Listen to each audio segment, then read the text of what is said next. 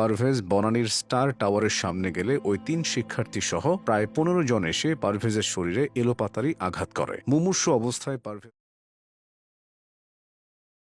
চলাফেরা ছিল প্রাণবন্ত, মুখে লেগে থাকতো হাসির ঝিলিক। প্রাইম এশিয়া বিশ্ববিদ্যালয়ের শিক্ষার্থী জাহিদুল ইসলাম পারভেজের কথা বলছে। নিয়তির কি নির্মম পরিহাস! এই হাসি খুশি থাকাটাই যেন তার জন্য কাল হয়েছে। তরতাজা এই যুবক হাসির কারণেই প্রাণ হারিয়েছে। তুচ্ছ একটা ঘটনাকে কেন্দ্র করে সবকিছুর শুরু। পারভেজ নিজেও হয়তো কল্পনা করেননি তার সাথে এত বড় অন্যায় হতে যাচ্ছে। গণমাধ্যমে সূত্র ধরে পাওয়া প্রত্যক্ষদর্শীর বর্ণনায় ২০২৫ সালের ১৯ এপ্রিল বিকাল 4:30টায় বিশ্ববিদ্যালয়ের সামনে একটি ক্যান্টিনে সিঙ্গারা খাচ্ছিলেন পারভেজ। সেখানে ইউনিভার্সিটি অব স্কলার্সের ২ নারী শিক্ষার্থীও দাঁড়িয়েছিলেন। এক পর্যায়ে ওই ২ নারী শিক্ষার্থীর মনে হয় জাহিদুল ও তার বন্ধুরা তাদের নিয়ে হাসাহাসি করছে। তারা এ বিষয়ে জানতে চাইলে জাহিদুলরা সেটা অস্বীকার করেন। পরে ওই ২ নারী শিক্ষার্থী প্রাইম এশিয়া বিশ্ববিদ্যালয়ের ৩ শিক্ষার্থীকে ফোন করে ডেকে আনে। ওই ৩ জন এসে জাহিদুলের কাছে হাসাহাসির কারণ জানতে চাইলে উভয় পক্ষের মধ্যে কথা কাটাকাটি হয়। এই হট্টগোল দেখে বিশ্ববিদ্যালয়ের প্রক্টোরিয়াল বোর্ডের সদস্যরা সবাইকে ক্যাম্পাসে ডেকে এনে বিষয়টি মীমাংসা করে দেন। সহপাঠীদের ভাষ্যমতে প্রক্টর অফিসে পারভেজ দাবি করেছিলেন তিনি বন্ধুদের সঙ্গে নিজেদের আলাপের বিষয় নিয়ে হাসাহাসি করছিলেন, সেখানে কাউকে উত্ত্যক্ত করেননি। এক পর্যায়ে ওই ২ ছাত্রীর কাছে ক্ষমা চাইতে বলা হলে পারভেজ ক্ষমাও চান।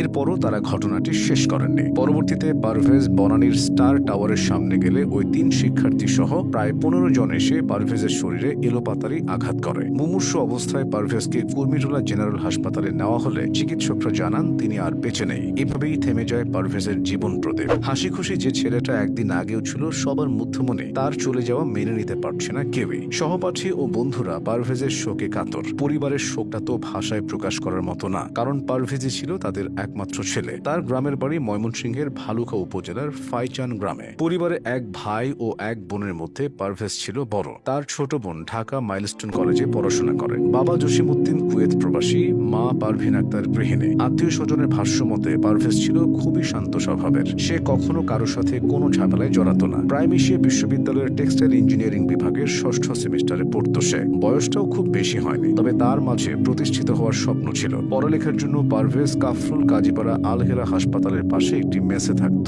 এদিকে পারভেজের এই ঘটনায় বৈষম্য বিরোধী ছাত্র আন্দোলনের ২ সদস্যকে দায়ী করেছে ছাত্রদল। ছাত্রদলের সাধারণ সম্পাদক নাসির উদ্দিন সাংবাদিকদের বলেছেন, এই ঘটনায় বিশ্ববিদ্যালয়টির শিক্ষার্থী এবং বৈষম্য বিরোধী ছাত্র আন্দোলনের বনানী শাখার সদস্যরা জড়িত। ইতিমধ্যে ছাত্রদলের ব্যানারে এই ঘটনার প্রতিবাদে মিছিল করা হয়েছে। তবে পাল্টা অভিযোগ করেছে বৈষম্য বিরোধী ছাত্র আন্দোলন। সেই সঙ্গে ছাত্রদল সাধারণ সম্পাদকের বক্তব্যের নিন্দা জানিয়েছে প্ল্যাটফর্মটি ভেরিফাইড ফেসবুক পেজে এই সংক্রান্ত একটি পোস্ট করা হয়েছে। আর পুলিশ বলছে ঘটনার সুষ্ঠু তদন্ত করে ব্যবস্থা নেওয়ার কথা। এদিকে পারভেজের মামাতো ভাই হুমায়ুন কবির বাদী হয়ে একটি প্রাণহানির মামলা দায়ের করেছেন। এজাহারভুক্ত ৮ জন সহ অজ্ঞাত ৩০ জনের নামে এই মামলা হয়েছে। ইতিমধ্যে আসামি গ্রেফতারের কাজও শুরু করেছে পুলিশ। তবে এতেও যেন স্বস্তি পাচ্ছে না কেউ। অফলাইনের পাশাপাশি অনলাইনে পারভেজের প্রাণহানির বিচার দাবিতে সরব হয়েছে অনেকে। ছেলেদের পাশাপাশি ঘটনায় জড়িত ওই ২ মেয়েকেও আইনের আওতায় আনার দাবি জানানো হচ্ছে। যত কিছুই হয়ে যায় পারভেজ তো আর ফিরবে না। সামান্য একটা ঘটনা তার প্রাণ কেড়ে নিয়েছে।